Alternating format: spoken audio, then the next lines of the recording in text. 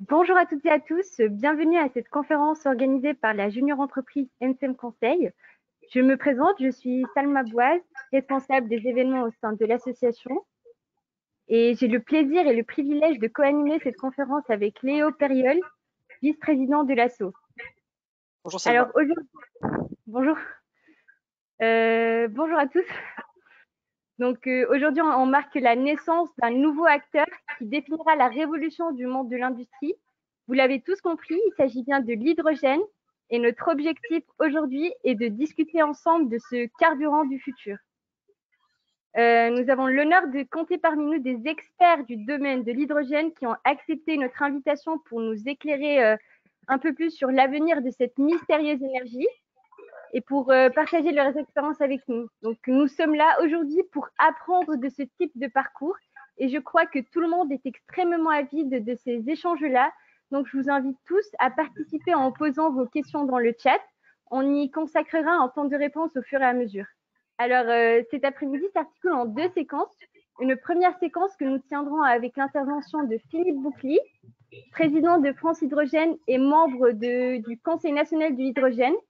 Nous passerons ensuite à une table ronde avec Lionel Coussin, value leader pour le nouveau projet zéro émission CO2 d'Airbus, et Victorien Hérussard, fondateur et capitaine d'Energy Observer, qui sera d'ailleurs en direct depuis le navire dans le large de la Californie, très exactement entre San Diego et Long Beach. Mais avant de se lancer dans cette aventure, nous avons jugé important d'avoir la vision et le point de vue du gouvernement sur ce saut technologique vers l'hydrogène, car on sait tous que les stratégies des entreprises résultent de la complémentarité avec celles du gouvernement.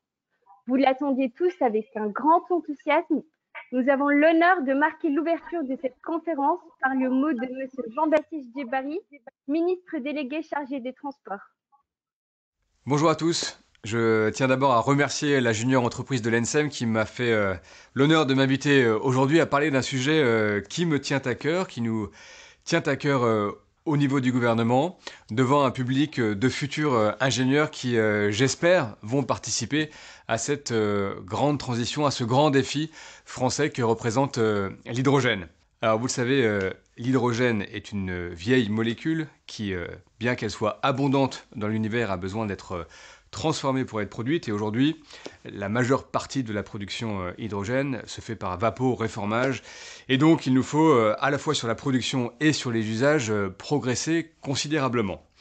Alors pour l'hydrogène, le secteur des transports et l'industrie, mais le secteur des transports constitue une opportunité considérable. Il y a déjà des voitures à hydrogène qui roulent ici et là, des taxis, il y a des travaux qui sont entrepris de façon très importante par le tissu de recherche en lien avec les grandes industries. C'est vrai pour l'automobile, ça commence à être vrai pour l'aérien, je crois que vous aurez à en discuter aujourd'hui. Mais plus fondamentalement, à la fois sur la production et les usages, nous voyons que il y a des atouts français. L'atout sur la production, c'est évidemment le fait de disposer aujourd'hui d'un mix décarboné, de continuer à investir beaucoup sur les énergies renouvelables, et il faut poursuivre ce moment et ce destin français. Et puis sur les usages, nous voyons bien qu'il y a à la fois là une opportunité incroyable, puisque quand on regarde au bilan, les transports, ce sont 30% des émissions de gaz à effet de serre, et c'est bien sur les transports, et notamment les mobilités lourdes, que l'hydrogène peut constituer un atout considérable. Alors nous avons commencé à impulser le mouvement. J'étais à Auxerre il y a quelques semaines maintenant, et nous avons fait la première commande de trains hydrogène. Il y a là aussi toute une filière qui est mobilisée autour d'Alstom, mais pas que. Nous avons très largement, au cours des jours passés dans le cadre de l'examen du projet de loi climat, à la fois accélérer l'électrification des véhicules légers et puis commencer à poser les bases de la décarbonation de l'aviation qui passe par plein d'éléments techniques, mais aussi par le saut technologique vers l'hydrogène et notamment l'hydrogène vert. Et puis nous travaillons en lien avec l'ensemble de l'écosystème, de la filière de production, à solidifier, comment dirais-je, sécuriser une production qui soit le plus verte possible et qui soit aussi une opportunité pour l'ensemble de la filière industrielle française. J'ai eu l'occasion d'aller voir Michelin, d'aller voir Faurecia, d'aller voir Air Liquide qui, vous le savez, sur l'ensemble de la chaîne, produisent des éléments, des briques technologiques à très haute valeur ajoutée.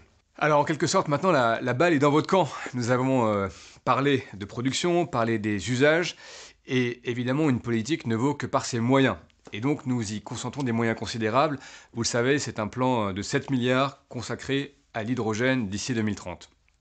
Pour que ce plan soit pleinement opérationnel, pour qu'il porte ses fruits pour le pays, pour l'industrie et évidemment pour la décarbonation de nos activités, il nous faut des ingénieurs engagés, des élèves ingénieurs qui croient en cette évolution, en cette révolution, des chercheurs, des enseignants, des entrepreneurs, car c'est bien tout le monde réuni, tout l'écosystème qui sera en capacité d'inventer les technologies, les procédés et les modèles économiques qui rendront possible cette grande transition.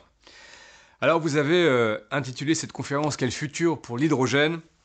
Eh bien ce futur, il est à construire, il est devant nous, et ce sont des femmes et des hommes qui vont le bâtir. Et je crois pouvoir dire, sans trop m'avancer, que vous avez pleinement vocation à en faire partie. En tout cas, nous avons besoin de vous, alors je compte sur vous.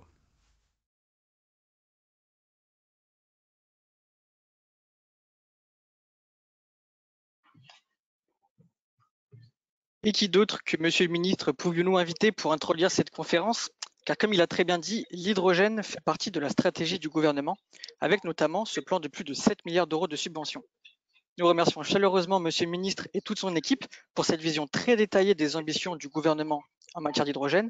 Et nous aurons d'ailleurs la chance d'accueillir Monsieur le Ministre à l'ENSEM le 28 mai prochain, à l'occasion de la tentative de record du monde du projet Urban Loop que nous avons pu découvrir lors de notre précédente conférence pour ceux qui étaient déjà présents. Nous souhaitons donc bon courage à Jean-Philippe Mongeau et à toute son équipe. Pour poursuivre notre conférence, nous avons la chance d'avoir avec nous Philippe Boucly. Bonjour Philippe. Donc, pour ceux qui ne vous connaissent pas, vous êtes ingénieur polytechnicien. Vous avez été pendant 4 ans le directeur général de GRT Gaz. Et puis, depuis 2017, vous êtes le président de l'association France Hydrogène, ex-AFIPAC. Merci d'avoir accepté notre invitation. Ce que je vous propose, c'est de regarder une courte vidéo de présentation de l'association France Hydrogène et on se retrouve après.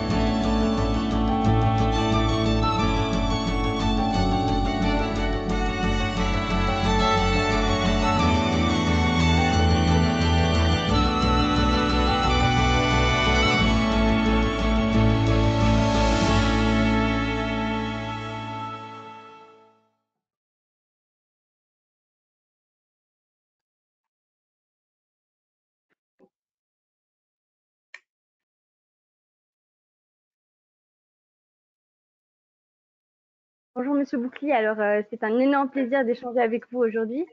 Comme vous le savez, nous avons ici un public de jeunes étudiants qui se destinent au secteur de l'industrie et de l'énergie. Et je pense pouvoir dire, sans trop m'avancer, que nous avons tous envie d'écouter l'expérience d'un pionnier du domaine de l'hydrogène comme vous l'êtes et d'échanger avec vous à propos des stratégies industrielles. Monsieur Boucly, la parole est à vous. Merci beaucoup. Merci de m'avoir invité pour cette présentation. Alors, je voyais là, déjà les choses vont tellement vite que le petit film qu'on vous a passé, qui a été fait il y a 3 mois, 4 mois, est déjà périmé dans la mesure où on parlait de 250 membres. On est maintenant plus de 300. On était 120 en début 2019. C'est dire la dynamique qui anime l'association et toute la filière française, je dirais même le monde entier. Alors, je l'ai intitulé « À l'aube d'une ère nouvelle ». Ça va complètement dans le prolongement des propos de Monsieur le ministre. Et je vais essayer de faire le point avec vous des enjeux et des perspectives de la filière, voir où on en est et où on va dans les années à venir. Quelques mots sur France Hydrogène avant de commencer. Donc, c'est l'association qui fédère l'ensemble des acteurs français de l'hydrogène. Quand je dis français, c'est tout acteur qui développe un projet en France, qui crée de la valeur sur le territoire national. Il y a évidemment des sociétés étrangères, comme Toyota par exemple, qui sont membres de notre association, puisqu'on considère qu'ils créent de la valeur sur le territoire national. Donc, actuellement, c'est plus de 70 grands groupes, c'est plus de 130 PME, PMI, start-up, c'est plus de 90 collectivités. On a actuellement toutes les régions de France et c'est l'ensemble des centres de recherche français sur l'hydrogène, qu'ils appartiennent au CNRS ou au CEA. Nous avons changé de nom. Avant, ça s'appelait l'AFIPAC. Bon, ça faisait un peu ancien régime, Maintenant, nous voulons vraiment signifier que nous voulons construire une filière française de l'hydrogène compétitive. Et ça a le mérite, que ce soit France ou hydrogène, c'est compris dans quand même pas mal de langues. C'est aussi pour nous ouvrir à l'international, en Europe d'abord, et plus généralement à l'international.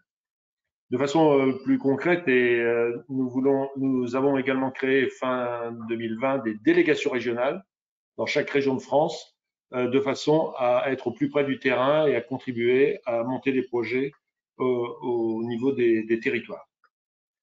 Suivant, s'il vous plaît. Alors, quand on pense hydrogène, on pense Jules Verne et à cette phrase qu'on peut se répéter à l'envi de l'ingénieur Cyrus. Mais je dirais, de même que l'âge de pierre ne s'est pas terminé parce qu'il n'y a plus de pierre, le pétrole et plus généralement les hydrocarbures, l'âge du pétrole, l'âge des fossiles ne se terminera pas parce qu'il n'y a plus de fossiles. Suivant. Pour l'hydrogène, l'heure est venue. Alors, dans le passé, il y a déjà eu pas mal de faux départs. On croyait que l'hydrogène, ça allait être dans les 10 ans qui viennent. Et je dois dire que quand j'ai commencé à parler d'hydrogène il y a 5-6 ans, on me disait, bon, écoute, ça va, on a déjà entendu ça. Le coup, dans 10 ans, ça va être formidable, on nous l'a déjà fait. C'est bon. Cette fois, c'est la bonne. Cette fois, c'est la bonne pour 3 raisons. Je crois d'abord à cause de l'urgence climatique. Je crois qu'on a de plus en plus de personnes ont maintenant conscience de cette urgence climatique, que le changement climatique il est là, que des épisodes des pluies importantes, des tempêtes, des phénomènes climatiques importants ont lieu. Et enfin, cette prise de conscience, elle est illustrée aujourd'hui même avec cette journée de la Terre où vous avez quand même, que ce soit le chinois, le russe ou l'américain et les Européens sont réunis pour réfléchir quand même à l'avenir de la Terre. Deuxièmement, et c'est ce qui illustre cette slide, vous avez eu en 10 ans une chute drastique des coûts des moyens de produire de l'énergie renouvelable et par conséquent du coût des énergies renouvelables. Et notamment du solaire, vous avez eu une division par 10 en 10 ans.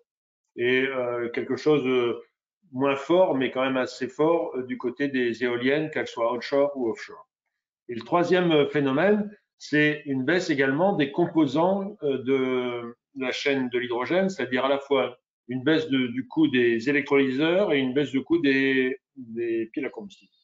Donc une baisse de coût à la fois donc du renouvelable et des technologies de l'hydrogène.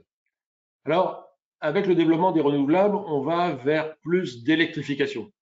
La plupart des modèles le montrent. Actuellement, dans le monde, l'électricité représente à peu près 20% de la consommation finale d'énergie. À l'avenir, disons la contribution de l'électricité à la consommation finale s'élèvera à 50 à 60%. Mais il reste encore 40 à 50% à couvrir et ce sera couvert par des gaz renouvelables, par de la chaleur renouvelable et par de l'hydrogène. Suivant. Donc, il y aura de plus en plus d'électricité, mais l'électricité va pas tout faire, peut pas tout faire. On conçoit qu'on puisse construire une voiture électrique un train hydrogène, il y en a déjà qui roulent. Pour les gros bateaux, c'est déjà plus difficile. Pour un porte-container, un porte-container à pile à combustible, on a du mal à l'imaginer à l'heure actuelle. Pour les avions, c'est pareil. Les petits avions, on conçoit qu'il y a déjà des petits avions électriques à batterie, mais dès que la taille croît un peu, on passe à l'hydrogène ou à des fuels de synthèse à partir d'hydrogène. Pour l'industrie, c'est pareil. Pour l'industrie, on voit mal comment produire de l'ammoniac propre dans les conditions actuelles. De la même façon pour la sidérurgie. Donc, il y aura l'hydrogène à sa part. Point suivant. Donc, l'hydrogène va jouer un rôle majeur dans le futur. Essentiellement deux rôles. Un premier rôle, c'est ce que je disais à l'instant, c'est décarboner l'ensemble des secteurs de l'économie, là où l'électricité aura du mal à se placer. C'est à la fois dans les transports, à la fois dans l'industrie à la fois comme énergie et comme matière première, et également dans les bâtiments pour le chauffage. Mais un deuxième rôle également très important qui va consister à être un moyen de stockage massif, intersaisonnier, des énergies renouvelables. Il ne vous a pas échappé que les besoins ne sont pas les mêmes en été et en hiver, et les énergies renouvelables sont éminemment variables dans la journée et dans l'année. Donc l'hydrogène sera un moyen de stocker ces énergies pour les utiliser de façon appropriée. Suivant. Alors, en juillet de 2020, nous, association France Hydrogène, nous avions publié un manifeste pour un plan hydrogène ambitieux et cohérent. Ce que nous voulions faire, c'est simplement estimer ce qu'il fallait, le montant d'investissement nécessaire pour accomplir l'article 1 de la loi énergie-climat qui avait été voté peu de temps avant. Qu'est-ce que dit un des alinéas de cette loi énergie-climat?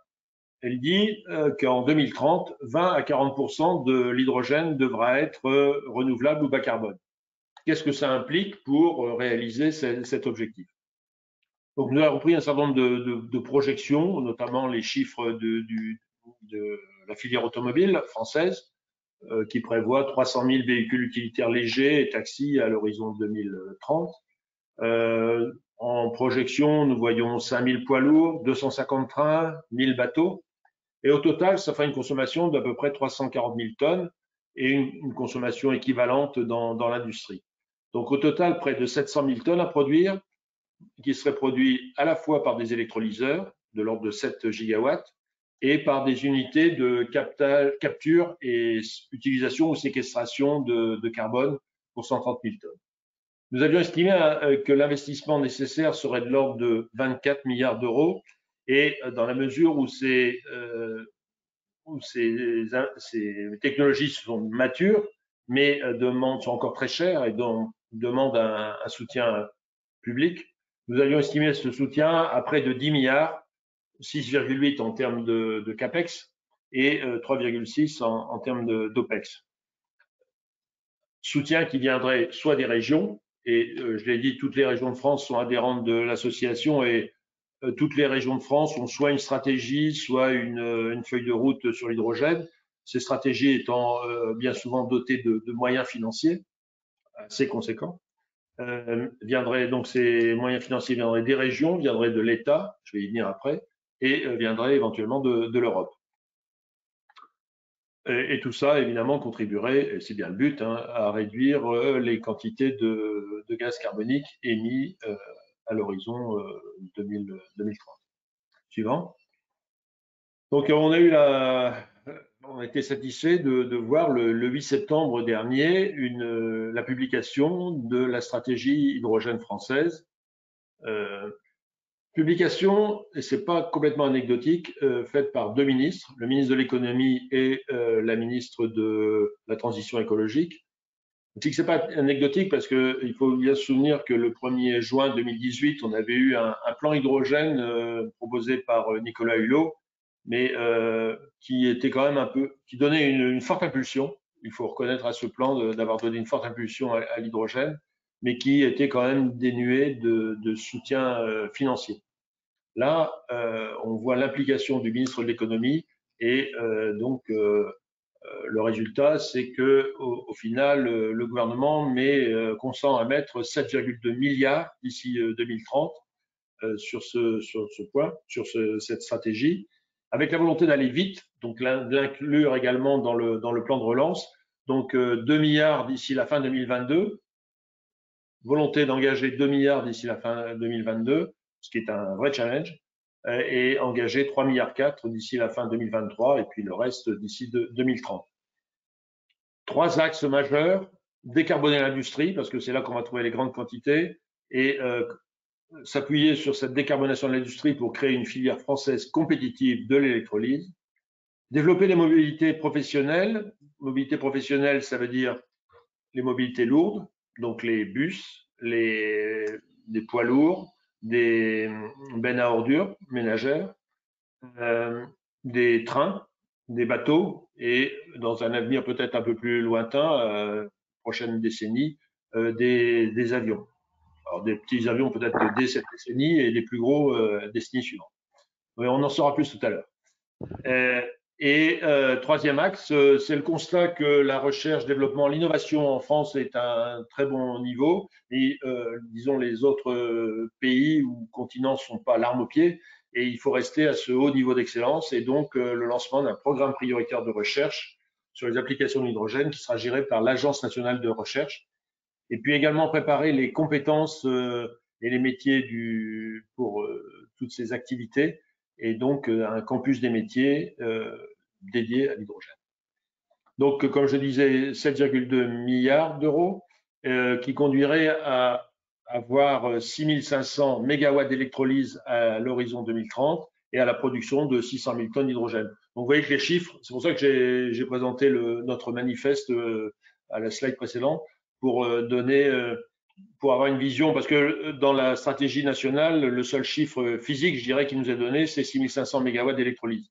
Je voulais également vous montrer ce que ça représentait pour l'économie française dans son ensemble. En termes d'emploi, nous avions donné des chiffres un peu plus élevés. Le gouvernement estime que ça pourrait créer entre 50 000 et 150 000 emplois. Nous disions plutôt 120 000 à 250 000. Donc, je pense que la fourchette 150 000 doit être relativement bonne. Et tout ça doit se faire dans un cadre européen. Suivant. Donc, la stratégie européenne de l'hydrogène a été publiée en juillet dernier. Elle vise 10 millions de tonnes à l'horizon 2030 et 10 millions de tonnes qui seraient produits par 2 fois 40 gigawatts d'électrolyse. Alors, vous allez me dire pourquoi pas 80 ? Parce que il y a un distinguo entre 40 gigawatts qui seraient sur le sol européen et 40 gigawatts qui seraient dans des pays voisins. Ce qui est évoqué, c'est l'Ukraine d'une part pour 10 gigawatts et puis l'Afrique du Nord pour 30 gigawatts et notamment le Maroc. À la tête pour suivre comme vigie ou comme poste d'observation ou tour de contrôle de la mise en œuvre de cette stratégie, l'Alliance pour un hydrogène propre, la Clean Hydrogen Alliance, qui donc au sommet réunit des chefs d'entreprise et des commissaires. Leurs décisions sont alimentées par un certain nombre de tables rondes, 6 tables rondes le long de la chaîne. Donc, je dirais une table ronde par maillon de la chaîne. Donc, il y en a une pour la production, une pour le transport, la distribution, une table ronde pour la mobilité, une pour l'industrie, une pour le résidentiel et une pour l'énergie. Et chaque année, un forum annuel. Et l'enjeu du moment, c'est de placer, et ça devrait être fait au cours de cette année, c'est de placer l'hydrogène, enfin de considérer l'hydrogène comme un IPCEI. Alors c'est un acronyme un peu barbare. En anglais, ça veut dire Important Project of Common European Interest. Donc c'est un projet important d'intérêt européen commun. c'est faire pour l'hydrogène ce qui a été fait pour la batterie, c'est-à-dire considérer que c'est absolument stratégique pour l'Europe de maîtriser cette composante. Et par conséquent, si on arrive à le démontrer, en démontrant que si rien ne fait, ben rien ne bougera, c'est ce qu'ils appellent s'il y a une market failure, c'est-à-dire que si les États ne mettent pas la main à la poche, rien ne bougera et puis d'autres le feront à notre place. Donc si on arrive à démontrer ça, à ce moment-là, les États auront des règles allégées pour soutenir leurs industries et pourront donc pousser le développement de l'hydrogène dans leurs pays respectifs. Donc dès à présent, dès le mois de décembre dernier, 23 États se sont prononcés en faveur de cette approche. Et donc, on a bon espoir que ça se conclue d'ici la fin de l'année. Et c'est absolument urgent pour que ensuite les soutiens puissent être débloqués et que les investissements puissent être faits. Suivant. Alors, au plan français, on dispose maintenant d'une vision à 2030. Je l'ai résumé rapidement dans notre manifeste, hein, c'est ça la direction. On dispose de moyens financiers importants. On dispose donc de ces 3 axes prioritaires et on dispose également d'une gouvernance. Le Conseil national de l'hydrogène, auquel participent un certain nombre de chefs d'entreprise, qui sont non pas ils sont pas là en tant que chefs d'entreprise, mais en tant que représentants de filières. Et il y a 8 filières qui sont, ce sont les comités stratégiques de filières, et ce sont les 8 comités stratégiques de filières. Au total, il y en a 18, hein, donc qui considèrent toutes que l'hydrogène est une composante pour leur développement. Donc ce Conseil national de l'hydrogène s'est réuni pour la première fois le 25 février et ça a été l'occasion de faire le point. Donc il y a eu un point fait par le président de Air Liquide qui nous a rendu compte de ce qui se passe au niveau du Conseil de l'hydrogène, qui est donc une instance internationale créée en 2017 et qui réunit plus d'une centaine d'entreprises, de grands groupes, et tous les ans se réunit et fait le point de l'avancement de l'hydrogène dans le monde. Et ce qui a été constaté, c'est que actuellement, il y a plus de 30 pays dans le monde qui ont une stratégie hydrogène. Alors, je ne m'attarde pas sur cette slide, mais pour vous montrer que l'hydrogène progresse non seulement en France, non seulement en Europe, mais dans le monde entier. Suivant. Le point positif également, c'est que, donc je le disais à l'instant, beaucoup de pays sont engagés dans l'hydrogène, ont une stratégie ou une feuille de route, ou sont en passe de sortir cette stratégie ou cette feuille de route. Et ce qu'il faut reconnaître, c'est que la France est actuellement dans le peloton de tête, aux côtés de l'Allemagne, dans un cadre européen, mais aux côtés de la Chine, du Japon et de la Corée. On est vraiment parmi les très bons élèves là-dedans. Et l'enjeu maintenant va être de s'y maintenir. Suivant. Donc, 6 mois après la présentation de notre stratégie nationale, donc le 25 février, que constate-t-on? Il y a un certain nombre de projets qui ont été déposés, soit dans le cadre de cette IPCEI, de cette démarche européenne, donc des projets, essentiellement des projets de décarbonation de l'industrie, une vingtaine de projets, enfin 16 à 20. Il y a eu également, dans le cadre des appels à projets de l'ADEME, lancés par l'ADEME pour soutenir la filière hydrogène, il y a eu un certain nombre de projets qui ont été déposés également en décembre. Au total, si on fait la somme de des capacités d'électrolyse de tous ces projets, on arrive à 3200 MW, c'est-à-dire on est déjà à mi-chemin par rapport à l'objectif de 2050. Et en matière de production, on est assez confiant dans la mesure où il y a déjà un certain nombre d'opérateurs, d'acteurs, d'industriels qui se proposent de construire des usines de fabrication, de production d'électrolyseurs. En technologie alcaline, il y en a 3. Il y a McPhy, il y a un groupe belge, mais qui a forte composante française, qui s'appelle John Cockerill, et un troisième dont le nom ne m'a pas été révélé. Et puis, il y a également, à plus long terme, c'est-à-dire vers 2027, le projet d'une construction d'électrolyseurs à haute température. C'est une technologie très prometteuse qui a des rendements très élevés du fait de la haute température. mais qui n'est pas encore, qui sort à peine du laboratoire et qui va être promu par une société qui s'appelle Genvia, où on retrouve Schlumberger, on retrouve Vinci, on retrouve le cimentier Vicat, on retrouve le CEA et l'agence énergie-climat, l'agence régionale énergie-climat d'Occitanie. Et puis, au chapitre électrolyseur, mentionner également le partenariat entre Siemens et Air Liquide, Siemens étant fabricant d'électrolyseurs PEM. Donc, on a là, de ce côté-là, disons, pas d'angoisse à avoir.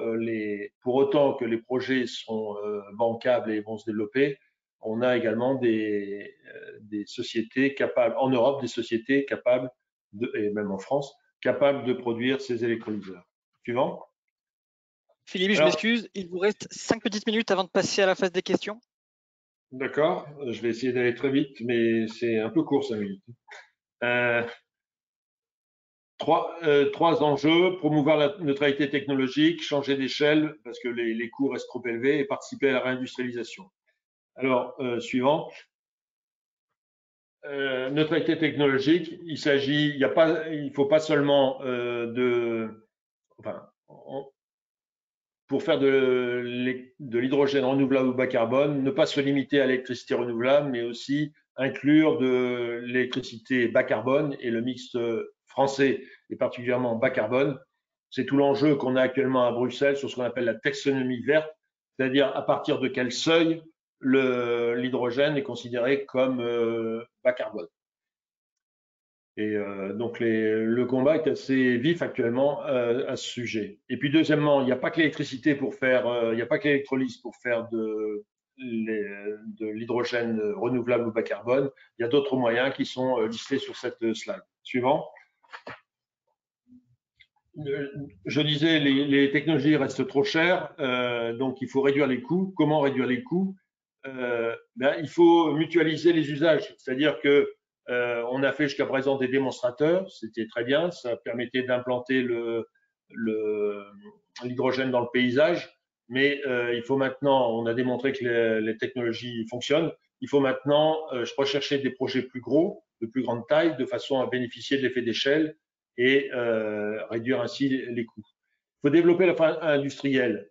Les usines d'électrolyseurs sont à construire, les usines de piles à combustible sont à construire, les usines pour produire des bus à hydrogène sont à construire, des camions hydrogène, des véhicules utilitaires à hydrogène, enfin tout, des bateaux, des avions, enfin tout reste à construire.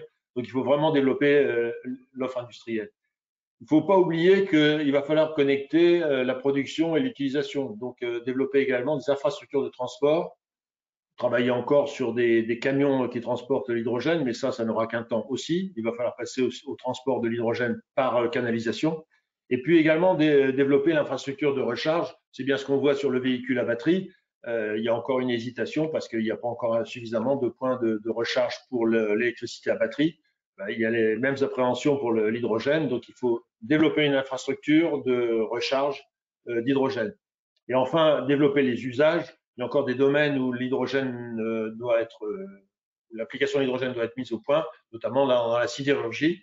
La réduction directe du minerai par de l'hydrogène reste encore à mettre au point. Donc, en un mot, il faut créer un marché et c'est considérable. Suivant. Le coût, j'en parle pas, j'ai pas le temps, mais ça vous donnera les conditions économiques pour que la production d'hydrogène se dégage. Suivant. Comment on voit le développement? Le développement, on le voit dans des bassins, et ces bassins sont soit les ports, on les voit là, hein, Dunkerque, Le Havre, Saint-Nazaire, Bordeaux, Marseille, mais également les vallées, la vallée de la Seine, la vallée du Rhône, et les frontières, frontières avec l'Espagne, frontières avec l'Allemagne. Donc ces bassins, ils vont réunir des écosystèmes qui sont soit les zones portuaires, soit les aéroports. Et actuellement, il y a un appel à manifestation d'intérêt pour l'aéroport de Roissy, pour développer un hub hydrogène à Roissy. Des grandes plateformes industrielles, par exemple la plateforme de la vallée de la Chimie au sud de Lyon, et les plateformes logistiques comme Rungis, comme Perpignan, où il y a des grandes quantités de camions qui circulent. Donc, intégrer l'ensemble de ces projets et évidemment les relier par des moyens logistiques et par les axes logistiques que sont les corridors d'énergie et les corridors de transport. Suivant. Je passe très rapidement. Qu'est-ce que j'appelle un écosystème territorial? C'est, disons, un ensemble de consommateurs. On va, au lieu que chacun ait son électrolyseur et son petit électrolyseur, essayer de mutualiser les besoins pour placer un gros électrolyseur surdimensionné chez, par exemple, le plus gros utilisateur, alimenter évidemment cet utilisateur, et puis avec le surplus, alimenter des stations satellites, dans un premier temps avec des camions et progressivement, si les besoins augmentent, par des canalisations, par des microsystèmes, des micro-réseaux d'hydrogène. Suivant. Suivant, s'il vous plaît. Oui. Donc, en termes de mobilité, nous avons deux projets phares, je dirais. L'objectif d'un projet de 1000 bus à l'horizon 2024 en France. Et là, vous avez un certain nombre de villes qui se sont engagées ou qui réfléchissent à acheter des bus à hydrogène dans les années qui viennent. Actuellement, il y a 20 bus qui roulent en France à l'hydrogène. Il y en a 76 qui sont commandés en cours de déploiement et près de 400 qui sont où il y a des intentions de commande. Suivant. On a la même chose sur les camions, notamment le constructeur Chéreau a mis au point une remorque réfrigérée qui va permettre donc de transporter des produits frais type légumes ou fruits sur les corridors de transport. Suivant. Comme je disais, un aspect important, c'est la logistique de l'hydrogène. Il va falloir amener des quantités considérables d'hydrogène dans les grands centres industriels, à Dunkerque, dans la vallée du Rhône, dans la région de Bordeaux, à Ambès. Donc, il va falloir relier tous ces centres pour assurer une sécurité d'alimentation, relier ces centres par des gros gazoducs. Donc, l'ensemble, 23 opérateurs de réseaux gaziers européens se sont réunis pour faire une vaste étude. C'est la dorsale européenne de l'hydrogène. Et ils envisagent donc près de 40 000 km de réseau d'hydrogène à 2040. Suivant. Et dernier point, le troisième enjeu, au-delà de la neutralité technologique, au-delà du passage à l'échelle, il faut participer à la réindustrialisation. Le ministre de l'économie a été très clair le 8 septembre en disant, écoutez, on ne refera pas sur l'hydrogène le coût des panneaux solaires où l'argent du contribuable français a servi finalement à financer le développement de l'industrie chinoise. Donc ça ne marche pas. Donc, il faut absolument que les projets développés dans l'hydrogène aient un contenu local maximum. Et il faut absolument faire de l'hydrogène un levier pour réindustrialiser notre pays et donc, par conséquent, renforcer les différents maillons de la chaîne de valeur et faire en sorte que des productions se développent en France pour contribuer à cette chaîne de valeur. Et il faut également préparer les compétences de demain. C'est le travail que nous menons actuellement à France Hydrogène. Nous avons établi, et nous publions ça dans la semaine prochaine, un référentiel des compétences métiers. Donc, dès à présent, nous avons identifié 84 métiers qui concernent l'hydrogène, avec déjà certains métiers en tension, notamment les chefs de projet, c'est un sujet en tension, les techniciens de maintenance, les soudeurs, il y a un certain nombre de métiers qui sont déjà en tension. Et nous allons nous engager dans la recherche l'établissement d'un panorama des formations nécessaires, des formations qui existent pour ensuite combler les trous et mettre au point des formations qui manquent. Donc tout ça, je dirais, se résume sous un objectif de souveraineté technologique. On voit bien dans le cadre du Covid que quand on maîtrise plus certaines composantes industrielles, Léonard de Vinci disait « ne pas prévoir, c'est déjà gémir ». Et c'est bien ce qu'on voit avec le Covid. Et là, il s'agit également de faire mieux. Voilà, donc là, développer cette composante. Suivant. Donc, on a la chance en France d'avoir des industriels sur toute la chaîne de valeur. Suivant. Et ces industriels s'organisent. Donc, c'est tous les jours que vous avez des annonces de recomposition. La dernière en date, c'est la prise de participation de Toyota dans Énergie Observer Développement, je pense que Victorien va en parler, mais vous avez eu d'autres, des accords de licence, des partenariats, des levées de fonds, des mises en bourse. Enfin, c'est la filière se consolide. Suivant. Le référentiel, j'en ai déjà parlé, et j'en arrive à la conclusion avec un peu de retard. Excusez-moi, Léo. Donc, en conclusion, ce qu'il faut retenir, c'est que l'hydrogène ne fera pas tout. Ce que j'ai pas dit tout à l'heure, c'est que l'électricité, j'ai dit 50 à 60%, le reste par d'autres vecteurs renouvelables. L'hydrogène, dans la plupart des modèles, l'hydrogène prendra de l'ordre de 15% de la consommation finale. Pour l'Europe considère que ça pourrait représenter 13 à 14% à l'horizon 2050. Donc, l'hydrogène ne fera pas tout, mais sans l'hydrogène, on ne réussira pas la transition énergétique. C'est absolument évident. Deuxièmement, c'est un vecteur polyvalent qui sait tout faire. Il y en a qui disent c'est le couteau suisse de la transition énergétique. Donc, il faut absolument non pas travailler en silo, donc la mobilité d'un côté, l'industrie de l'autre, l'énergie de l'autre, mais essayer de globaliser, de mutualiser les besoins et d'avoir une approche systémique.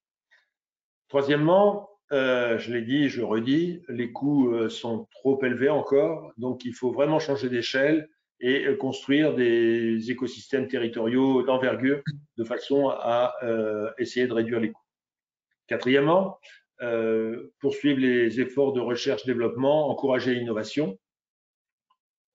Cinquièmement, il y a le constat que par rapport aux États-Unis, par rapport à la Chine, par rapport au Japon, la bataille n'est pas perdue. L'Europe a vraiment de forts atouts. On a des industriels présents sur toute la chaîne de valeur. Donc l'enjeu, il est industriel. C'est un enjeu de souveraineté technologique, qu'elle soit nationale ou européenne. Et disons, il faut rester dans le coup. Et enfin, il faut marcher sur ces deux jambes. C'est-à-dire que les progrès viendront soit à la fois d'une amélioration de la réglementation. Il y a beaucoup à faire puisque essentiellement, l'hydrogène, jusqu'à présent, était considéré comme un produit chimique. Maintenant, ça va être de plus en plus, et c'est déjà le cas dans la loi française, un vecteur énergétique, et donc avec toute la réglementation qui s'y attache. Et puis, deuxièmement, donc d'un côté la réglementation, et de l'autre, un soutien financier public qui vienne soit des régions, soit du gouvernement, soit de national, soit de l'Europe. Et dans ce domaine, ce qui pourrait beaucoup aider et qui sera, à mon avis, qui va être un enjeu dans les mois qui viennent et probablement au cours de la présidence française de l'Europe, donc au premier semestre de l'an prochain, donner un prix au carbone et donc une taxe carbone aux frontières de l'Europe. Voilà, j'en ai terminé et je suis prêt à répondre à vos questions quand vous le souhaitez. Très bien, merci beaucoup Philippe pour cette présentation. C'est vrai que je n'ai pas osé vous couper parce que pour moi c'était important qu'on connaisse tous les objectifs et les challenges qui nous attendent dans les années à venir. Alors la première question nous vient d'Alexandre qui souhaiterait savoir si aujourd'hui il existe des fournisseurs qui garantissent un hydrogène vert ou est-ce qu'il faut acheter son propre électrolyseur pour une PME par exemple. Il y a ce qu'on appelle tout le dispositif, j'ai pas eu le temps d'en parler, mais tout le dispositif des garanties d'origine qui se met en place. C'est-à-dire que il y a déjà des dispositifs de garantie d'origine sur l'électricité. Et donc, si l'électricité est verte, l'hydrogène qui sera fait avec cette électricité sera considéré comme vert. Donc, c'est un dispositif qui se met en place, qui ne l'est pas encore, mais qui permettra donc d'avoir la garantie que l'hydrogène que vous recevez, il est vert. Alors, le gouvernement français, c'est dans une ordonnance qui vient de paraître, distingue la garantie d'origine et garantie de traçabilité. C'est-à-dire qu'il va même faire mieux, c'est-à-dire que quand traçabilité, c'est quand il y aura mélange avec des hydrogènes d'autres sources. Mais par contre, si on est sûr que si vous mettez par exemple votre électrolyseur au pied de votre éolienne, vous faites de l'hydrogène et ensuite vous le livrez en l'état, là vous êtes vraiment certain que c'est de l'hydrogène vert. Et dans ce cas-là, ils appellent ça une garantie de traçabilité. Et donc ça arrive, oui. Merci Philippe pour votre réponse. Alors moi j'ai une question de Vincent qui aimerait savoir comment c'est possible de s'investir dans ce beau projet qu'est l'hydrogène à notre échelle d'étudiants. Étudiant ou jeune ingénieur? Jeune ingénieur, étudiant. Bon, ah ben, les besoins sont immenses. Beaucoup de boîtes recrutent pour créer. Donc, les grands groupes ont créé des business units, enfin ou des filiales dédiées à l'hydrogène. Hein. C'est le cas chez Engie, c'est le cas chez Total, c'est le cas chez EDF. Air Liquide, évidemment, plongé dans l'hydrogène, si j'ose dire, depuis très longtemps. Mais dans d'autres, c'est le cas aussi chez Forestia, chez Plasticomium, chez Michelin. Alors, peut-être que Lionel parlera pour Airbus, mais chez Ariane, c'est pareil. Enfin, donc il y a beaucoup d'industries qui vont recruter parce que c'est vraiment considéré comme la technologie sur laquelle il faut s'investir maintenant. C'est pas une technologie du futur, c'est maintenant. Oui, de toute manière, vous l'avez bien dit, et il y a tout un campus des métiers dédiés à l'hydrogène. On avait parlé pendant votre présentation. Merci Philippe pour cette Nous, on riche a besoin intervention. nous, au France Hydrogène, on a besoin de stagiaires, s'il y en a Ah, que ça intéresse. oui, pourquoi pas. On a des troisième années qui recherchent des stages actuellement, donc on va relayer l'information via notre mailing. Merci Philippe pour votre intervention. Je pense qu'on est maintenant tous convaincus que la décennie 2020-2030 sera la décennie de l'hydrogène. Et justement, on va s'appuyer sur votre présentation pour montrer comment les industriels arrivent à mettre en œuvre ce genre de projet. C'est donc l'objectif de cette deuxième partie de la conférence qui se déroule en table ronde avec Lionel Coussin, le leader de la nouvelle flotte zéro émission CO2 d'Airbus, je rappelle, juste pour un petit rappel, et Victorien Hérussard, fondateur et capitaine d'Energy Observer. Mais avant de naviguer ou de décoller, je vous propose de commencer par une vidéo de présentation du projet d'Energy Observer, qui est vraiment fantastique d'ailleurs. Je vous laisse regarder ça et on se retrouve juste après.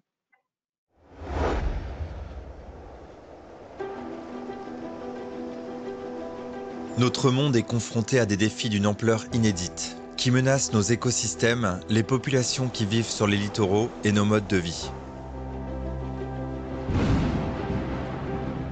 Or, nous n'avons qu'une seule planète, un seul vaisseau pour les générations futures.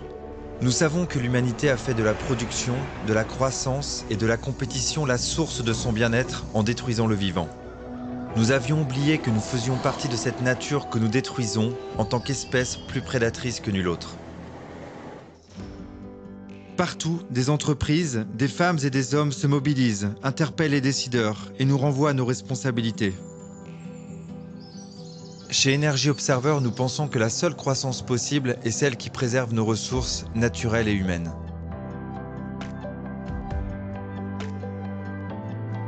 Et pour cela, nous devons ensemble ouvrir de nouvelles voies. Avec nos partenaires, nous voulons changer de monde. Un monde où l'impact de la production d'énergie est supportable pour l'environnement.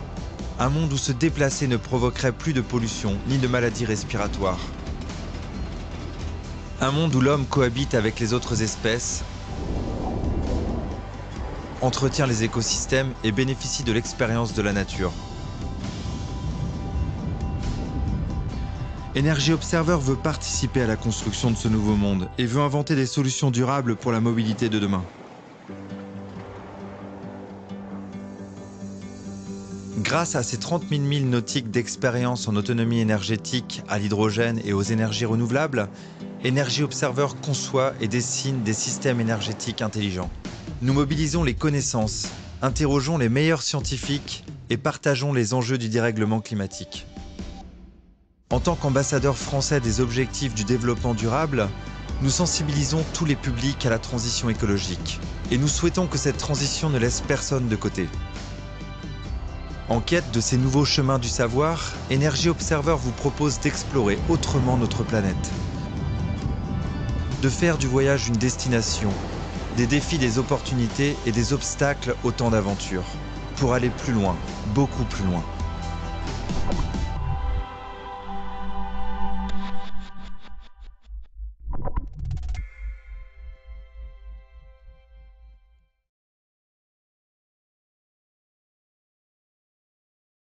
Superbe film. Ouais, c'est bien le cas de dire. Effectivement, c'est vrai que c'est une très très belle vidéo. Bonjour Victorien, est-ce que vous nous entendez? Bonjour à tous, oui, je vous entends. Très bien. Donc Victorien, on le rappelle, vous êtes actuellement sur le navire. C'est donc pour ça que vous n'avez pas votre caméra parce que ça demanderait trop de bande passante. Ouais, j'ai que du 3G, là, j'ai testé, on arrive dans quelques heures sur la côte, mais là, j'ai pas ce qu'il faut. Super. Alors Victorien, premièrement, félicitations à vous et félicitations à toute votre équipe pour ce magnifique projet, parce qu'on l'a vu dans la vidéo et on le sent, votre projet s'attaque réellement aux enjeux de demain. Alors moi, la première question qui me brûle les lèvres, comment est né ce projet? Parce que on l'a vu dans la vidéo, Engie, Toyota, Air Liquide et j'en passe, vous avez réussi à rassembler et à convaincre de grands groupes de vous rejoindre. Comment expliquez-vous ce tel succès? Alors tout d'abord, je voudrais vous remercier pour votre invitation, hein. Moi, je suis très heureux d'intervenir devant un public de futurs ingénieurs, de passionnés d'innovation, hein, des futurs chercheurs professionnels des technologies vertes et de l'hydrogène, hein, notamment, parce que cette filière hydrogène, elle a vraiment besoin de vous, comme le disait Philippe tout de suite, hein, et dans un sens beaucoup plus large. On doit répondre aux objectifs très ambitieux de l'accord de Paris, de contenir l'élévation de la température moyenne de la planète à moins de 2 degrés d'ici 2100. Donc c'est un gros challenge. Donc voilà, on a vraiment, vraiment besoin de vous. Et voilà, c'était le petit message que je voulais faire en introduction. Concernant Energy Observer, alors en fait, c'est avant tout un parcours professionnel. Je suis diplômé de l'École nationale de marine marchande. Donc, je naviguais à l'époque sur des gros navires de croisière, hein, des paquebots, donc avec des grosses machines thermiques, hein. On naviguait, on navigue toujours, hein. Je dis on naviguait parce que je fais la marine marchande pour moi. C'est un petit peu terminé avec cette nouvelle aventure, mais on naviguait proche des côtes au DO, au diesel oil. Et puis dès lors qu'on partait au large, on naviguait au fuel. Donc voilà, des navires qui émettent énormément de dioxyde d'azote, de dioxyde de soufre, pardon. Bien évidemment, hein, tous ces gaz à effet de serre. Et puis j'étais polyvalent, moi, donc j'étais à la machine et au pont. Donc j'ai pu constater quand même pas mal de choses dérangeantes à bord de ces navires et qu'on a envie de faire évoluer. Et en parallèle, j'étais coureur au large, j'étais athlète de haut niveau pendant une vingtaine d'années. J'ai fait une dizaine de courses transatlantiques. J'ai fait la route du Rhum en 2006. J'ai fait plusieurs transats Jacques Vabre, Québec-Saint-Malo, etc. Et c'est lors d'une transat Jacques Vabre, d'ailleurs, en 2013, entre le Cap-Vert et le Brésil, que j'ai vécu en fait une petite aventure avec une panne d'énergie en plein milieu de l'Atlantique. Vous savez, nos bateaux de course, on a on a besoin d'énergie, hein, parce qu'on a beaucoup de technologies à bord, on a besoin d'instruments de navigation, pilote automatique, centrale, informatique, etc. Et donc j'avais plus d'énergie. En fait, à l'époque, en 2013, on était tous équipés de générateurs diesel pour alimenter nos batteries. Et on avait encore très très peu de mix renouvelables à bord, d'éoliennes, de panneaux solaires, etc. Donc voilà. Donc j'ai trouvé que nos navires n'étaient pas assez intelligents et puis je me suis un peu, j'étais très très baigné dans le milieu de la compétition et face à l'urgence climatique, en fait, j'ai décidé de mettre mon énergie, hein, au service de l'intérêt général, on va dire, et de me tourner vers une autre aventure, non plus une aventure sportive, mais une aventure technologique. Et c'est la raison pour laquelle j'ai travaillé avec une équipe que j'ai constituée et des partenaires sur ce laboratoire technologique, sur Energy Observer, qui est un véritable démonstrateur des réseaux énergétiques de demain, associant les renouvelables, associant l'autoconsommation, associant l'intelligence artificielle, la digitalisation, les économies d'énergie et l'hydrogène comme vecteur énergétique, comme prolongateur d'autonomie pour notre navire. Et puis avec toutes les difficultés, parce que comme dit Philippe tout de suite, il y a quelques années, il y avait encore très très peu d'acteurs, aucune infrastructure, notamment dans le maritime. Donc, il a fallu, en plus d'intégrer toutes ces briques technologiques, travailler sur la production d'hydrogène à partir d'électrolyse de l'eau de mer et faire en sorte d'être autonome en énergie en parcourant le monde depuis maintenant 4 ans et puis encore ces 4 prochaines années. Voilà. Merci Philippe merci Victorien pour votre réponse. Donc, grâce à ces nombreux soutiens de points, vous avez pu organiser plusieurs expéditions, que ce soit en Europe du Nord ou dans le Pacifique, à tel point que vous qualifiez cela d'Odyssée. Donc, cette aventure a commencé en juillet 2017, c'est ça, à Paris? Oui, tout à fait. Excusez-moi, je n'ai pas répondu à l'intégralité de votre question. Vous me demandiez aussi comment on avait pu mobiliser autant de partenaires autour de cette aventure. Donc, avant de parler de l'Odyssée, c'est quand même un point extrêmement important. Donc, je vais vous répondre à cette question. Donc, ça a été un énorme travail. Au tout début, lorsque je présentais le concept de ce bateau, certaines personnes se moquaient presque de moi, de nous, en nous disant que c'était trop compliqué, impossible. Pourquoi vous et pas de célèbres chantiers navals et grands industriels pour créer, produire et piloter ce genre de navire?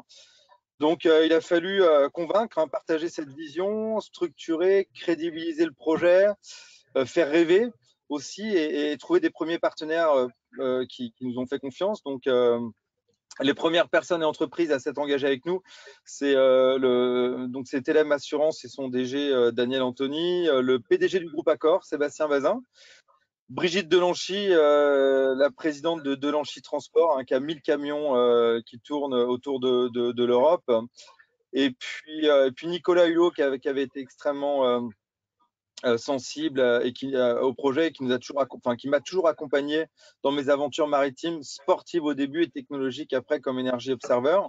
Et puis Philippe, tu as été là dès le début. À l'époque, tu étais vice-président de la FIPAC aux côtés de Pascal Mauberger, donc maintenant devenu président de l'association France Hydrogène. Donc vous avez tous là pour m'accompagner. Et donc ces entreprises qui m'ont accompagné financièrement, ça m'a permis de démarrer nos études, de m'ouvrir des premières portes pour nous accompagner dans la recherche et le développement. On a commencé à travailler avec le CEA Liten, l'INES, l'Institut national de l'énergie solaire, puis de nombreux partenaires technologiques ont suivi pour nous aider, chacun spécialisé dans sa thématique, comme par exemple Prismian, par exemple pour le câblage électrique. On collaborait avec l'aéronautique à l'époque, je ne me souviens plus comment s'appelait cette entreprise qui câblait des Falcons. L'idée, c'était d'être le plus léger possible.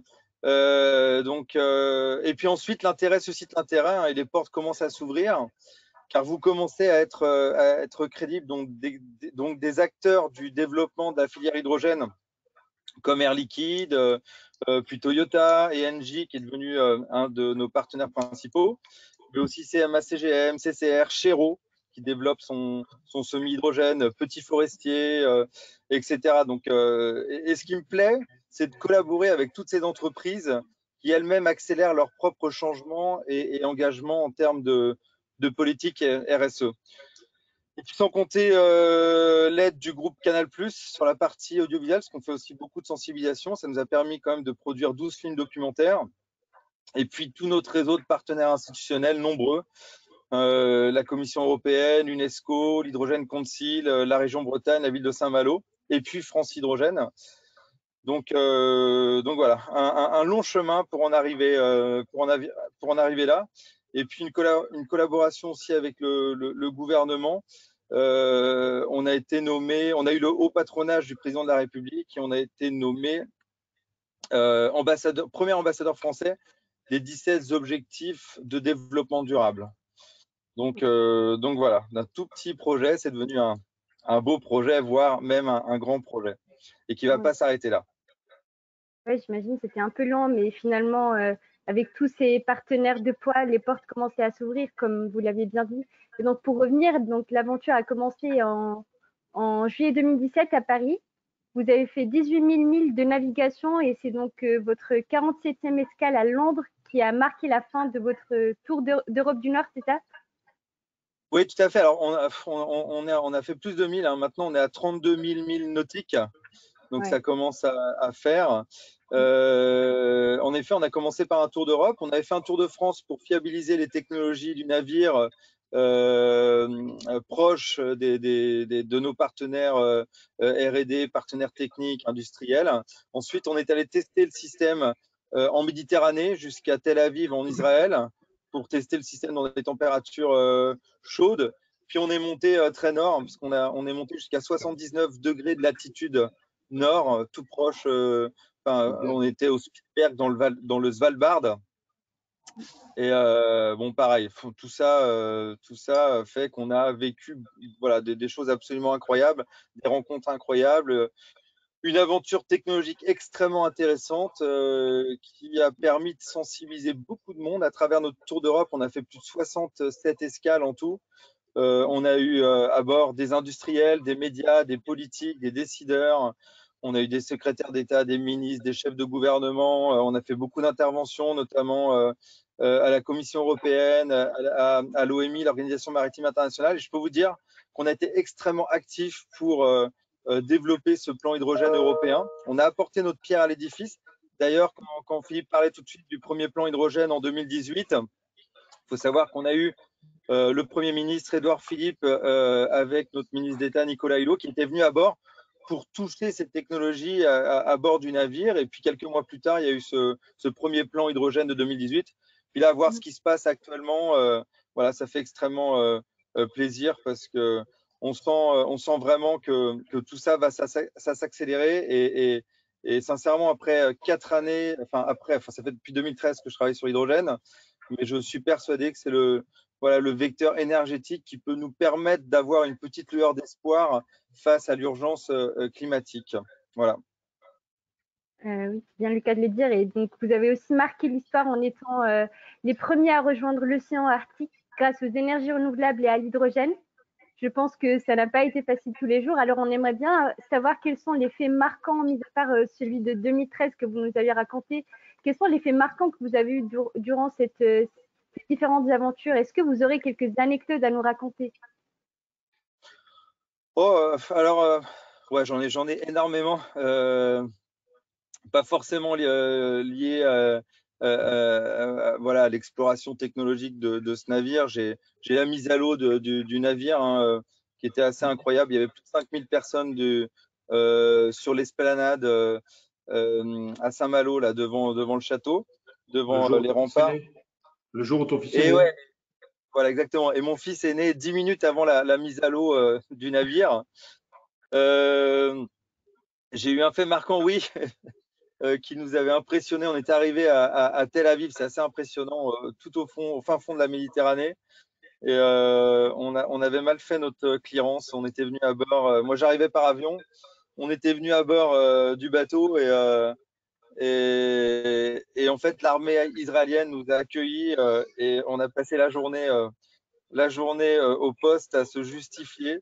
Et ça avait été assez impressionnant. Très impressionnant. J'ai eu cette arrivée au Spitsberg qui était symboliquement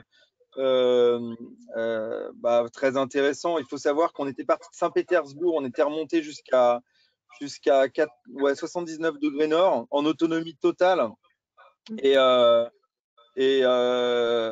bon, après, quand on a raconté notre aventure technologique, notre exploration énergétique, on nous a dit oui, mais les bateaux à l'époque montaient très très nord et donc ils aimaient pas, ils étaient aux énergies renouvelables. C'est pas vrai en fait. Quand vous vous renseignez sur l'histoire maritime, le charbon, à l'époque on appelait ça la pierre noire. Le charbon était utilisé depuis le XIIe siècle et en fait tous les navires étaient remplis de charbon, non pas forcément pour la propulsion maritime, mais pour se chauffer, pour se nourrir. Donc voilà, l'exploration de Shackleton, je ne sais plus en quelle année c'était au 18, au 19e siècle. Début 19e siècle, ouais. Début du 20e, ouais, exactement, 1907, c'est ça. Ce bateau, en fait, était bourré de charbon. Il y avait même un bateau suiveur rempli de charbon. Donc, c'était une véritable prouesse de faire cette aventure avec un mix renouvelable et l'hydrogène produit à partir de l'eau de mer. Et puis, dernière anecdote impressionnante, c'était une plongée avec une quarantaine de requins sous le bateau lorsqu'on s'est approché des Bahamas. Voilà, le monde sous-marin, c'est pas forcément mon truc. Moi qui suis toujours sur les bateaux, et ça m'a vraiment impressionné. C'était une image incroyable de voir Energy Observer au-dessus de moi avec ces 40 requins autour. Bref, j'ai un blog d'anecdotes. Si vous voulez les voir, il faut regarder nos films documentaires qui sont sur Canal+. Très bien, merci Victorien pour ce moment d'échange. On va effectivement regarder vos anecdotes. Et maintenant, on va prendre un peu plus de hauteur avec le projet Zéro émission CO2 d'Airbus qui nous sera bien détaillé avec Lionel. Mais avant de décoller, voici une très belle vidéo qui nous donne un aperçu du projet.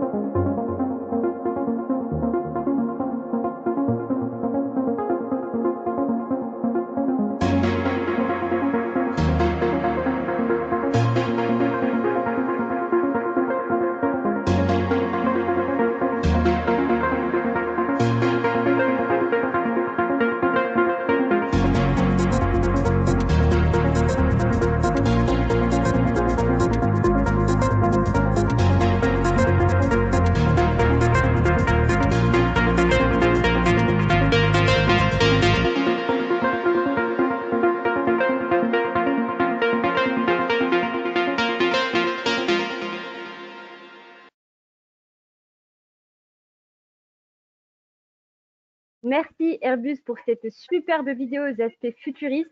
Et pourtant, pas tant que ça, puisque votre nouvelle flotte zéro émission CO2 est prévue pour 2035. Ça va donc se réaliser très prochainement. Faut le dire, ça représente un défi technologique incroyablement grand. Mais en tout cas, Airbus semble avoir bien préparé le plan de vol. Et c'est justement ce qui nous amène à nous demander où en êtes-vous à l'heure actuelle en termes de recherche et des premiers prototypes. On aimerait aussi savoir en quoi consiste votre travail en tant qu'Aircraft Value Leader. Merci Salma, bonjour à tous et merci aux organisateurs de m'avoir invité aujourd'hui. Je suis très heureux de partager l'ambition d'Airbus à propos de ces avions à hydrogène. Les avions qu'on a présentés ici, qui étaient montrés dans le film, ces trois types d'avions au concept un peu différent, hein, qui est un peu révolutionnaire en particulier et qui a fait pas mal de buzz sur les médias.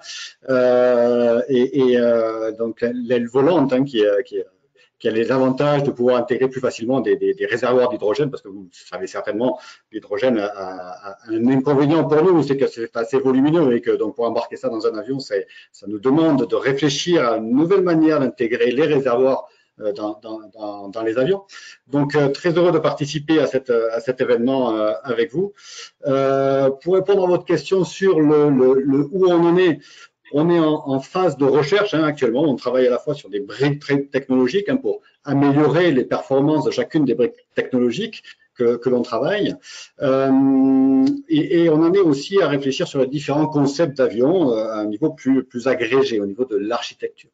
Pour nous mener à une entrée en service à l'horizon 2035, ce qui peut paraître loin pour les plus impatients d'entre nous, mais à l'échelle de l'aéronautique, c'est assez proche en fait, parce que ça va nous amener à prendre des décisions en 2025 sur l'avion que l'on va vouloir pousser. Pour nous, ça va vouloir dire commencer un programme avion, vraiment commencer un programme, mais aussi tailler l'outil industriel pour pouvoir produire ces avions. Et à l'échelle de notre industrie, il faut vraiment, enfin, je ne sais pas si vous avez eu l'occasion de visiter les usines d'Airbus, je vous y invite, mais ce sont de grosses usines et ça demande beaucoup d'investissement d'une part et un certain temps de mise en place. Donc, on en est aujourd'hui à définir, rechercher, améliorer des briques technologiques, voir comment cela s'assemble au niveau de l'architecture avion. On est encore… Là, vous avez vu 3 concepts d'avions. Nos ingénieurs en ont produit des dizaines. J'ai vu des choses assez fantastiques, assez extraordinaires. Et bon, et on en élimine aussi. Hein, il faut être raisonnable. Notre intérêt, nous, c'est de mettre sur le marché un avion, évidemment, qui a le moins d'impact climatique possible. Je reviendrai peut-être là-dessus un petit peu plus tard, mais aussi qui fait du sens économiquement.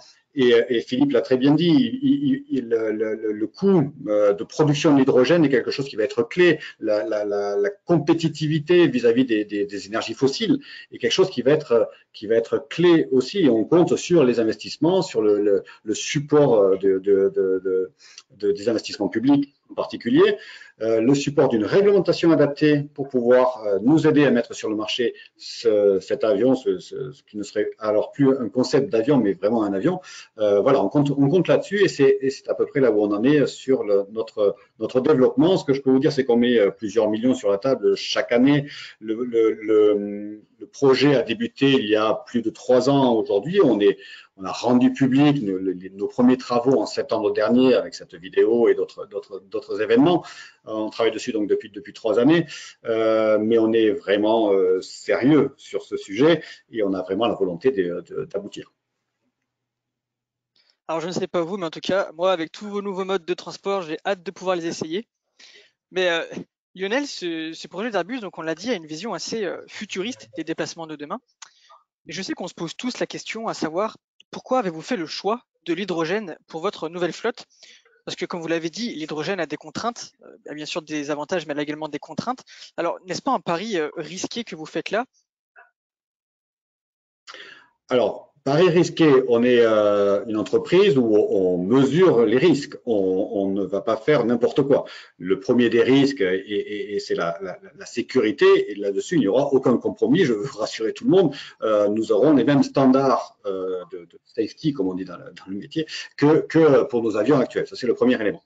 Ensuite, le pari est nécessaire. Quelque part, on a besoin de cette transition écologique et on démarre là-dessus.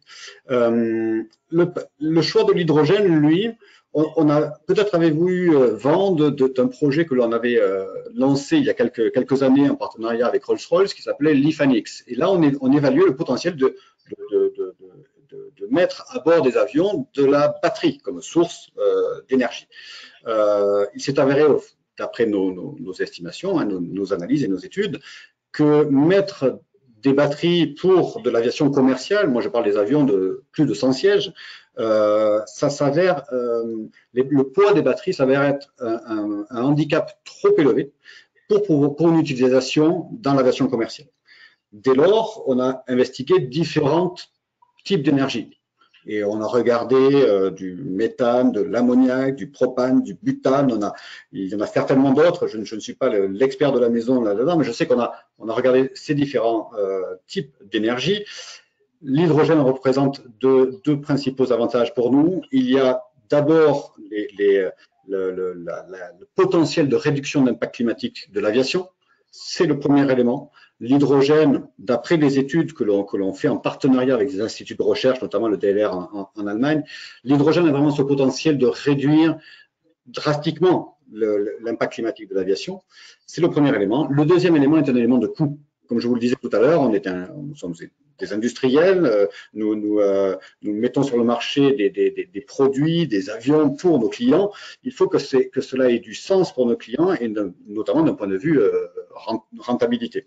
Donc, l'écosystème qui est en train de se mettre en place partout dans le monde, comme le mentionnait Philippe, hein, comme il l'a très bien montré sur ses cartes, l'écosystème qui se met en place actuellement nous fait penser que l'hydrogène va être abordable et va être très compétitif dès la mise sur le marché de notre avion. C'est pour ça que nous avons choisi de nous orienter vers l'hydrogène. D'accord, merci beaucoup Lionel. Alors maintenant que nous en savons plus sur vos projets respectifs, j'aimerais vous poser une question à tous les deux, Lionel et Victorien. Bien sûr, avant, je rappelle aux participants que eux aussi, ils peuvent poser leurs questions dans le chat et que nous y répondrons juste après. Donc, je me doute que vous avez déjà vos avis sur le sujet, mais pensez-vous que l'avenir du transport à l'hydrogène sera plus aérien ou maritime? Dans le sens où, qui réalisera les premiers trajets commerciaux, les premiers trajets transportant des passagers? Je propose à Victorien de nous donner son point de vue dans un premier temps, et ensuite on écouterons le point de vue de Lionel. C'est bien évidemment le maritime qui commencera à transporter des passagers. Alors déjà parce que On a, voilà, on a Archimède, nous on flotte, hein, s'il y a la moindre défaillance, on flotte. Et non, et puis en fait, là actuellement, avec les technologies existantes, on peut développer des navettes de moins de 40 mètres qui naviguent le long du littoral, pardon, mais avec de l'hydrogène gazeux.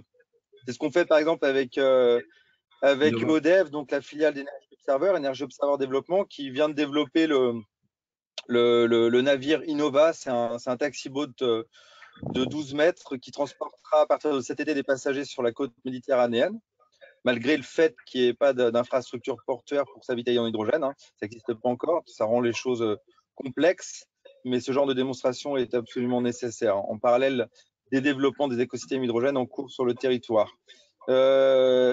L'aéronautique et la marine marchande lourde, quand je parle de marine marchande, c'est le transport maritime, nécessite de développer des technologies beaucoup plus complexes qui ne sont pas encore industrialisées, avec comme brique indispensable l'hydrogène liquide. Et l'hydrogène liquide, c'est quelque chose qui m'intéresse énormément. Vous savez, là, on a donc 7 ans d'expédition avec ce premier démonstrateur, ce premier navire laboratoire Energy Observer, où on fonctionne avec de l'hydrogène gazeux que l'on comprime à 350 bars. On aimerait là pouvoir utiliser des réservoirs à 700 bars, mais on va plutôt essayer de développer ça sur des projets comme Innova. Mais sur notre prochain navire, je commence à en parler parce que on a l'ambition, bien évidemment, de ne pas s'arrêter là et de corriger nos erreurs et surtout, en fait, de passer avec Energy Observer 2 du monde de la petite plaisance au monde du transport maritime des navires de commerce. Donc le prochain bateau sera plus gros, beaucoup plus puissant, avec beaucoup plus d'autonomie, et on travaillera avec de l'hydrogène liquide. En fait, je pense qu'on se rapprochera sur le prochain navire des technologies que doit développer Airbus pour l'aéronautique. Raison pour laquelle on se rapproche. Pardon, Victoria. J'aurais aimé adorer contredire Victoria, mais il a raison. C'est le maritime qui va prendre le leadership là-dessus. Il y a pas photo. Le challenge pour l'aéronautique, hein, transporter ces masses, faire décoller ces masses, les masses que représentent les avions, c'est un challenge qui est énorme, hein, au niveau technologique. Et il parle de l'hydrogène liquide. Effectivement, pour embarquer de l'hydrogène à bord d'un avion, il faut le liquéfier. Donc, ce qui veut dire aussi qu'il faut prévoir des réservoirs qui sont isolés pour conserver l'hydrogène sous sa forme liquide. Autant de défis technologiques qui sont devant nous et que nous travaillons bien sûr fortement.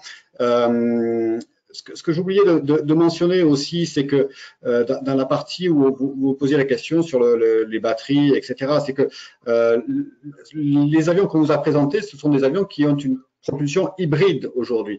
Il y a une partie de l'hydrogène qui sera brûlée, hein, avec des turbines à gaz telles qu'on les connaît aujourd'hui, moyennant quelques modifications, mais on embarque aussi des piles à combustible pour aider à la propulsion, et donc à travers des moteurs électriques, aider à la propulsion de l'avion. Et là aussi, sur les piles à combustible, on travaille énormément en recherche là-dessus. On a créé une joint venture avec une entreprise allemande qui a été mentionnée aussi par Philippe, qui est Ringringer. On travaille avec eux, et ces applications que l'on développe pour l'aéronautique, aujourd'hui, nous, l'aéronautique, on bénéficie de ce qui a été développé, notamment dans ces éléments-là, par l'automobile ou par d'autres secteurs. Aujourd'hui, on prend le relais, on veut mettre ça à l'échelle de l'aéronautique. Et quand on y arrivera à cette échelle aéronautique, cela bénéficiera aux autres secteurs à leur tour.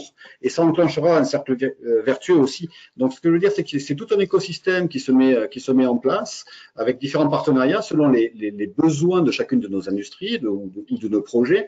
Et c'est comme ça qu'on va y arriver. Et c'est dans cette bonne entente globale que l'on va y arriver tous ensemble à développer et à enfin arriver à développer cette économie d'hydrogène dont on parle, comme disait Philippe, depuis de très nombreuses années, mais il est temps aujourd'hui de la faire vivre pour de vrai. Les Norvégiens sont en train de construire un ferry à hydrogène. Oui, et on a aussi, je pense que c'est au Japon, je pense que j'ai vu qu'il y a des choses aussi au Japon. Il y a beaucoup de choses au niveau des bateaux qui se matérialisent. Les projets sont assez avancés, oui. en plus des trains et des bus, etc. Et en France, on aura ce Energy Observer 2 qui sera en rupture, même avec les autres projets internationaux, vous verrez. Je suis candidat pour un premier voyage. Hâte de voir ça. Avec plaisir.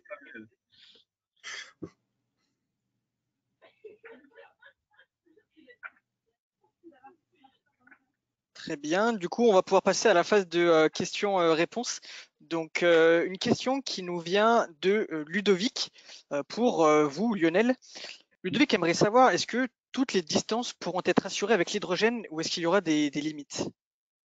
Alors, dans un premier temps, on va avoir des limites, hein, parce que, comme je vous disais, on fait toujours un équilibre, on a un équilibre entre la donnée économique et ce qu'on peut embarquer à bord d'un avion en termes de quantité d'hydrogène. Donc, on a des limites ici, parce que si, évidemment, on peut imaginer un avion qui a un réservoir énorme pour pouvoir transporter beaucoup d'hydrogène, mais il serait tellement pénalisé au niveau de la pénétration dans l'air, au niveau de ses performances économiques, qu'il ne serait pas viable économiquement. Donc, dans un premier temps, les avions qu'on a présentés là ont une distance franchissable maximum qui est limitée par rapport à ce qu'on peut connaître aujourd'hui dans l'aviation, mais d'une part, pas tant que ça, et d'autre part, quand on regarde les deux concepts d'avions que l'on a montrés, qui sont les plus dans leur forme la plus classique, hein, un fuselage allongé et 2 ailes, le plus petit des deux couvre 2000 km à peu près.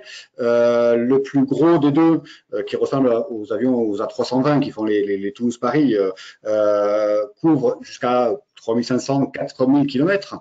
Il faut savoir qu'environ dans le monde, on a 80% des vols qui sont effectués en dessous de 2000 km. Donc, on peut couvrir potentiellement une large part du marché. Après, vous disant cela, il faut aussi que je vous dise que les avions sont utilisés par leur flexibilité en termes de distance franchissable et que donc, il faut les compagnies aériennes ont besoin de temps en temps d'opérer ces avions sur des secteurs plus longs. Donc, les compagnies aériennes valorisent cette valeur de ce qu'on appelle le range. Mais oui, on peut couvrir quand même un certain niveau des opérations d'aujourd'hui et de demain. Très bien, merci Lionel pour votre réponse. Alors, je vois là beaucoup de questions qui arrivent. Merci à tous pour votre interaction. J'ai une question de Gilles pour vous, Victorien. Alors, Gilles aimerait bien savoir quelle technologie sera mise en production à grande échelle grâce à votre projet. Alors, concernant ce qui existe actuellement, donc Energy Observer, en fait, il représente tellement de choses en fait, Energy Observer, parce que comme Florence Lambert le disait quand elle était directrice générale du LITEN, c'est qu'il représente en fait les futurs réseaux énergétiques de demain, associant le mix renouvelable, associant l'autoconsommation, la valorisation de l'excédent d'énergie renouvelable en hydrogène et la restitution de cette énergie hydrogène pour la mobilité, pour les réseaux, pour l'industrie, etc. Donc voilà, il fait avancer les choses sur ce point-là. D'autre part, donc, à force de voir qu'il existait encore très peu de projets, comme on vous l'a dit tout à l'heure, comme je vous l'ai dit, on s'est lancé dans une nouvelle aventure industrielle. On a fait une levée de fonds de 22 millions d'euros donc l'année dernière, avec l'entrée récente de Toyota au capital de EODEV. Et donc, EODEV développe plusieurs produits. Un, c'est la mise à disposition d'un pack de solutions hydrogène pour les chantiers navals. Donc, on va dire pour des navires de moins de 40 mètres, hein, parce qu'on reste pour l'instant sur de l'hydrogène gazeux. Et de l'autre côté, EODEV a développé un générateur hydrogène de 100 kVA. Donc, pour apporter une solution de production d'électricité en prime power ou en backup power. Donc voilà, aux multiples applications. Donc voilà, et puis Energy Observer 2, hein, l'objectif, c'est vraiment de servir plutôt le transport maritime, donc pour développer de nouvelles technologies pour accélérer la transition énergétique de ces gros navires.